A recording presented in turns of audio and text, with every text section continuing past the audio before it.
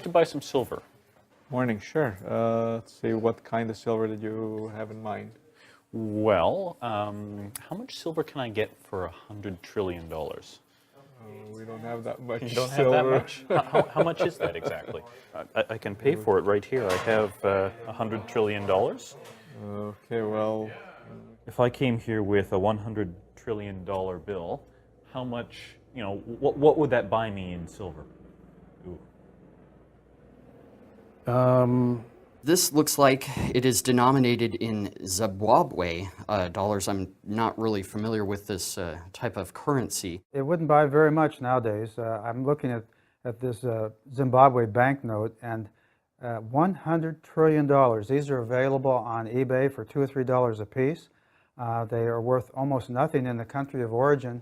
Paper currency is a promise to pay. That's what it is. It's government promising to give you value for the currency at whatever the going rate is. The Zimbabweans, well, essentially what happened, the price of everything started going up, and the government tried to keep prices down by printing more money.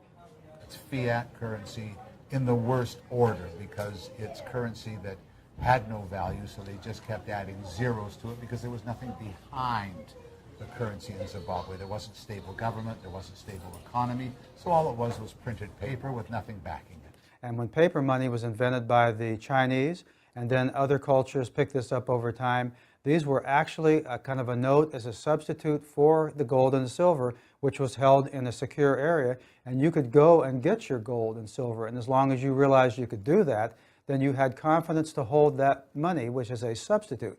Well, precious metals are one of the few financial instruments in the world that have no liabilities to anyone or anything. So it has no backing or liabilities to any government or any organization. It is essentially just worth its weight in the metal. This is a 1-ounce silver Canadian maple leaf coin. You will find minted right on the bullion. Its weight and purity stamped right on it. I don't like to melt down. This is actually from the Canada Mint. And you never know, down the road, this could have a lot more intrinsic value than you would think years down the road, depending on what silver is going to climb to. I had some coins here. I made bowls of it. They were that size. They were coins of the United Nations 25th anniversary. And I find them beautiful, but they don't have any point for me. I roll them out and make a nice bowl of it. Huh? Use it for scotch drinking. And I found that anything that's 1966 and older, there's a higher pure silver content in the coins. Quarters, dimes. So what I did, my dad gave me quite a nice little collection of coins. And I started to go through them. And I took out dimes, okay? And I cleaned them up and I made them into cufflinks. I often say to people, I'm almost going to sell you a currency that we're going to form into a piece of jewelry that you're going to wear forever. If you have some proper metal in your hand, with gold, silver, platinum would be in that case, that doesn't lose much value. Paper doesn't have no value at all.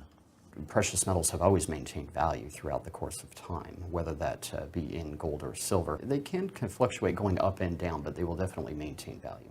On the way down to Buenos Aires, I was sitting next to a woman who was an Argentinian, and we got to talking, and she discussed what had happened a few years before when their currency had self-destructed, and how 4 generations of Argentinian wealth had been virtually wiped out because all of their wealth was in the Argentinian currency. But she had her money in a bank in Boston, a certain amount of it. Now, she had a certain amount in US dollars, which didn't collapse in relationship to the Argentinian currency, but she also had some gold and silver. Most of their net worth was saved because of that situation, having it in some aspect which did not lose its value. It can sometimes keep you from complete financial devastation. In times of economic stress in the world, hard assets seem to be the assets of favor. So it's not you're going to use it every day, but you put it away as a store of value, as an insurance policy against the fiat or paper currencies losing value. Now, all you have to do is look at the last 10 years to prove out what I'm saying. An ounce of silver from 10 years ago to today has gone up 600, 700% because of the devaluing of the paper. 5,000 years of history have told me that whereas every paper currency that's ever been created has gone to zero in terms of value, this never has. The fact that it's a precious or semi-precious metal gives people faith to use it, gives people faith that it's going to keep its value, where paper does not necessarily keep its value.